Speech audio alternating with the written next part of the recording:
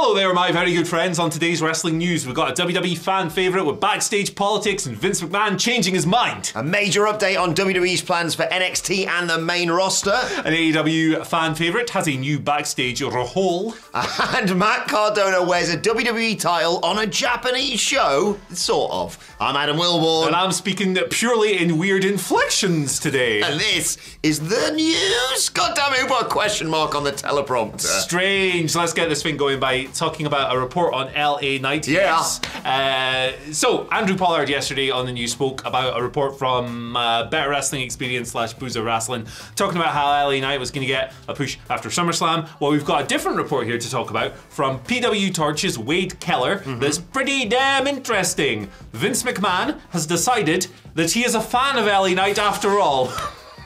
Don't play with me like that, Andy. This is the man, right? This is the man, lest we forget. LA Knight comes up to the main roster. Vince McMahon turns him into Maxine Dupree, puts him in Maximum Male Models, which was very fun, by the way. But he's not getting credit for that one. No, he's not. He's just got lucky. But decides that because this man is 40 years old, which, by the way, is about a year and a half older than Roman Reigns. Yeah. 40 years old, too old to wrestle, you're a manager. Completely absurd. Goldberg just happened, for goodness sake. I'm going to tell him he's too old. Out of the way, AJ Styles and Edge. I've got to go and tell someone they're too... What's going on? And then Vince, of course, resigns. Triple H becomes the creative man, makes him LA Knight again, and suddenly he's resigns in disgrace. Got to point that out.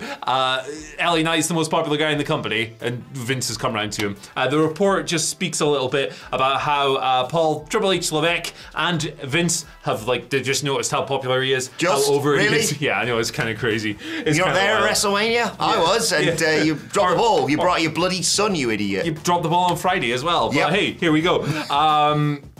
It's noted, however, that they note here as well that he's getting a push after SummerSlam, basically. Which is good. I mean, it should have been months ago, but hey, here we go. It's okay. It's better late than never. If we get there in the end, it's fine. It's noted, however, that... And maybe this is the reason that the Knight's been held up a little bit. I'm not sure. That's just me conflating this, really. It's noted that Knight is known for being bad at backstage politics. I heard this, yeah. Yeah, although people close to him generally like him and will speak up for him in conversations, Knight apparently has a long-running reputation for rubbing people the wrong way behind the scenes. Now, Boozer Wrestling has said that won't hold him up with his push and stuff, and maybe they've kind of doubted it a little bit, so I guess these two outlets have different sources. That's how it works. Maybe that's held him up a little bit. I don't know. The guy's just over as hell. Just push him. Yeah, exactly. Stop farting around. I was concerned, and then I remembered, oh wait, being an arsehole backstage doesn't really stop anyone from getting a push in.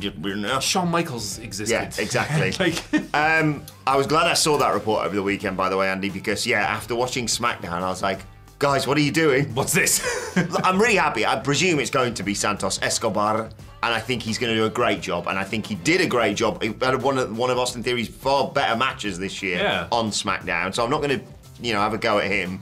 But for God's sake, guys, LA Knight's right there. There was people maybe overreacting somewhat over the weekend, being like, this is a new Zack Ryder, this is a new Rusev, this is a new Daniel Bryan. I mean, we got there in the end with Daniel Bryan, but again, he's not getting credit for that one. But Vince, let me talk to you. For God's sake, push this guy.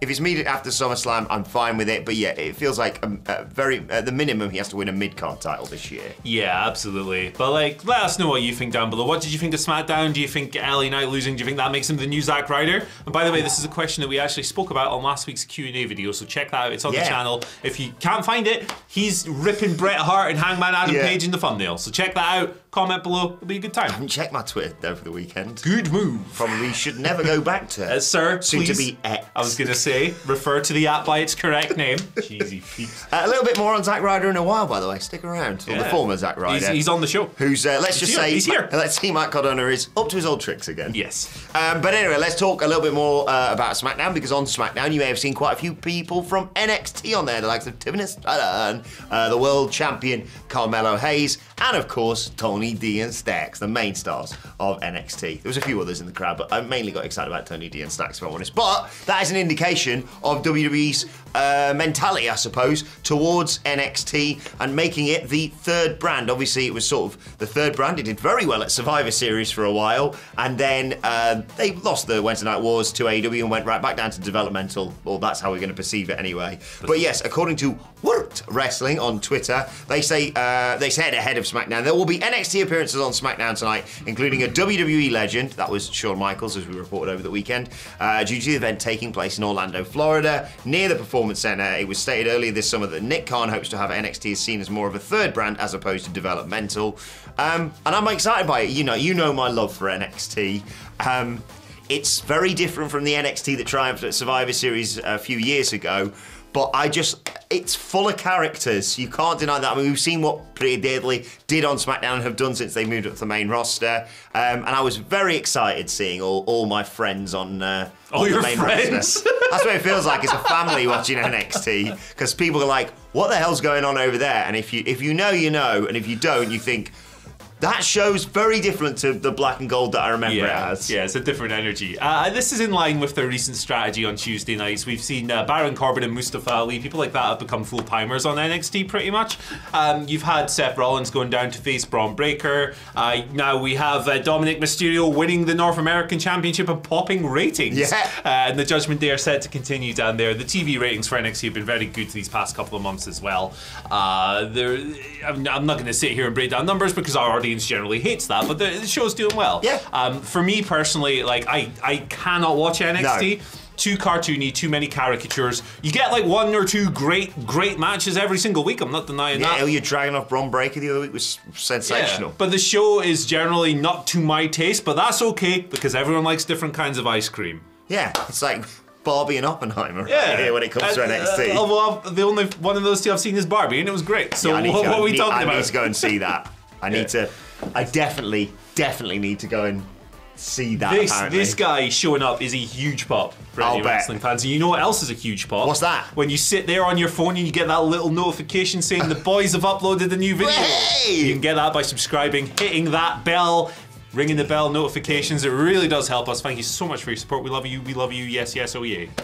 There you go. Do it. Press it right now. Yeah. All right, now we can move on to our third story. What we got, Andy? I can't remember. I always forget that it's I'm the third story. Okay. New backstage role for AEW fan favorite. Who is it? 3 guesses. I've read it. Okay, it's Orange Cassidy. Orange Cassidy. I don't think this is a good idea whatsoever. He's too lazy. Yeah, exactly. Only for that reason.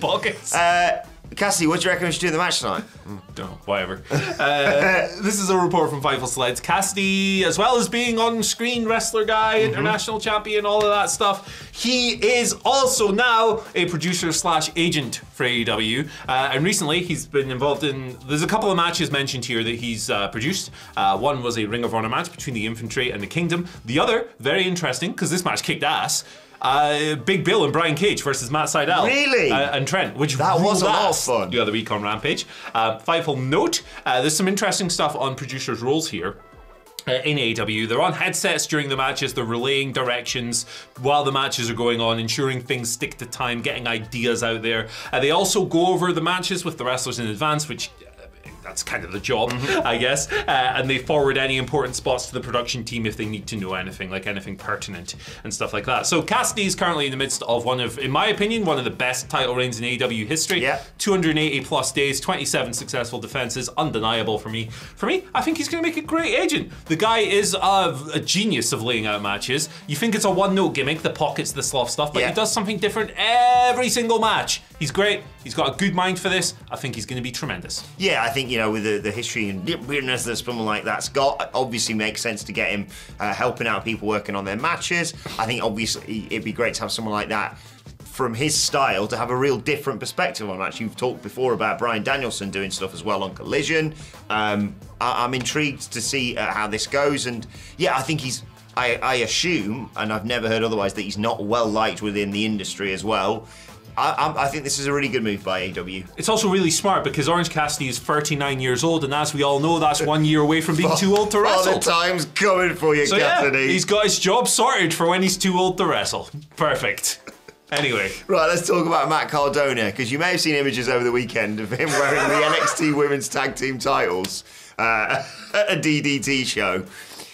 Technically, he did, but he didn't wear the NXT Women's Tag Team titles. By that, I mean the title that his Mrs. Chelsea Green has, of course. I liked that he faced Tetsuya Endo at Wrestle Peter Pan 2023 on Sunday. I love DDT so much.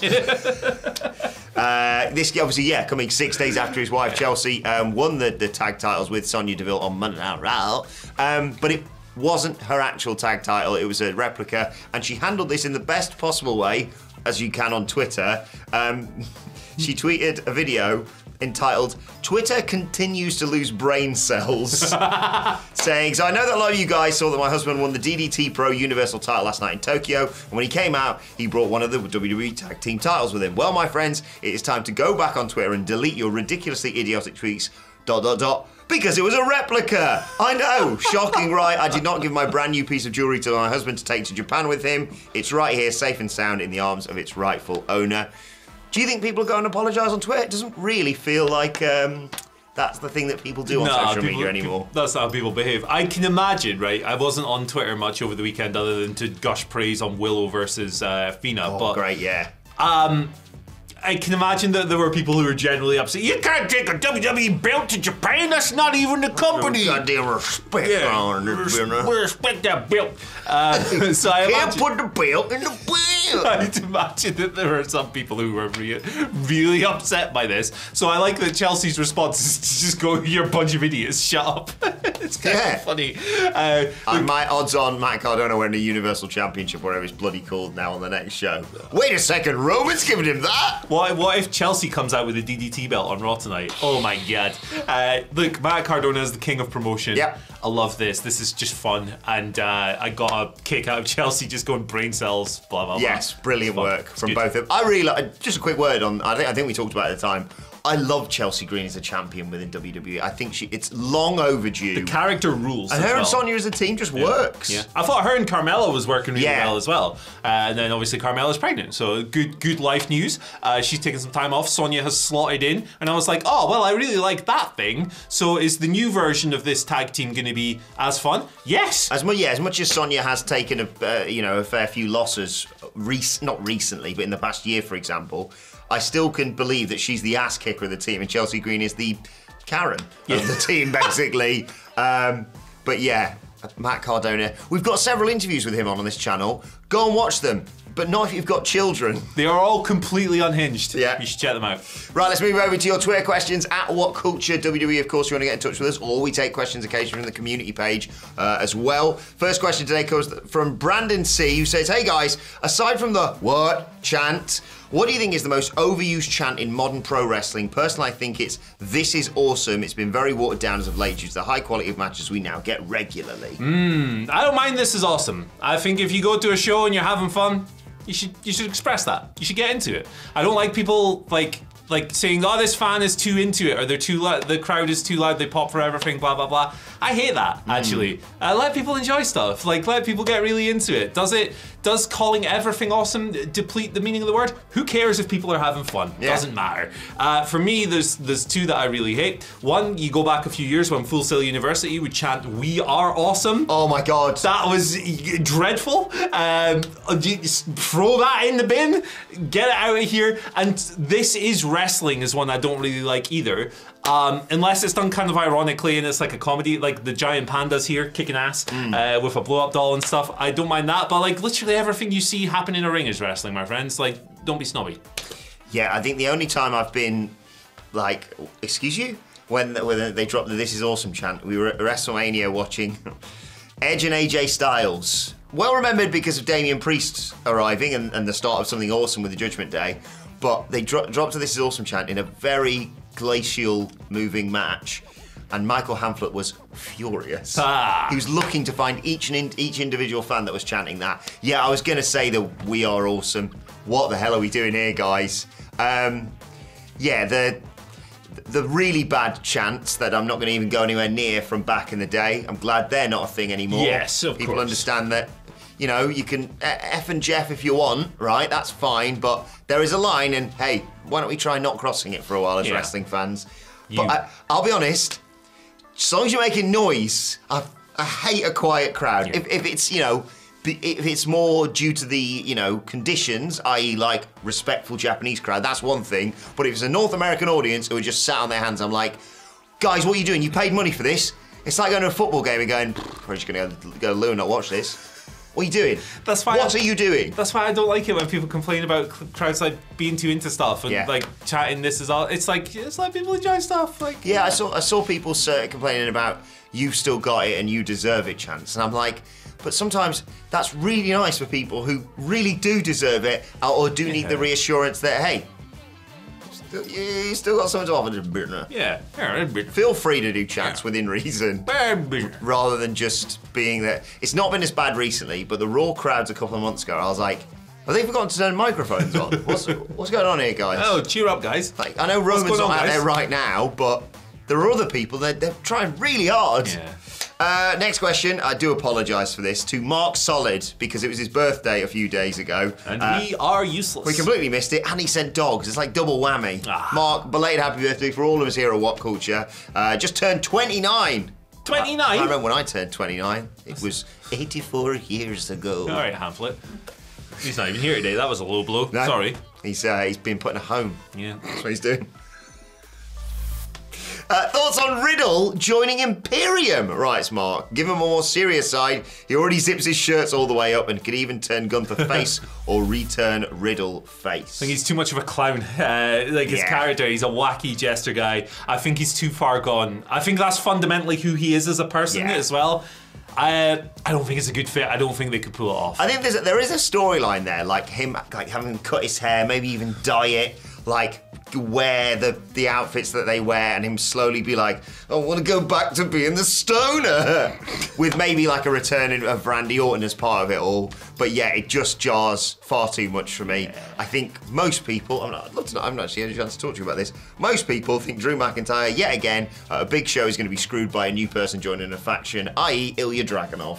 Yes, I can 100% see that happening. Like, how is this happening a second time? No, he's going to be singing a song as the show goes off the air with, I don't know, what's an American boxer? I don't know. Floyd? Sure. Ex-WWE star? Yeah. That did kick ass when he chinned Big Show. Superb. Bring it back. Do it again. He was awesome. Do it again. I mean, Big Show's in AEW, but never mind. Is he? Yeah. I thought Paul White was. Oh yeah, that's no more BS. Of course. Yeah. No more. Of course. When's he gonna wrestle again? I don't know. Him and Mark Henry are really interesting signings for AEW that we're going to look back on in a few years. It's going to be a case study for sure. Yeah, indeed. Right, I like them both. Final question. Yeah, absolutely. Final question today. It's time for the final question of the day. Harry, H-A-R-I. So I apologise if I don't know if there's another way of saying that. Hari? I have no idea. Just for fun question, my son is 3 days old. Whoa! Congratulations. Hope they've been good 3 days. We can't decide on a name. From all I've heard from everyone, probably not. Yeah. Probably a real culture shock. Yeah. That's heading my way incredibly soon. I'm terrified.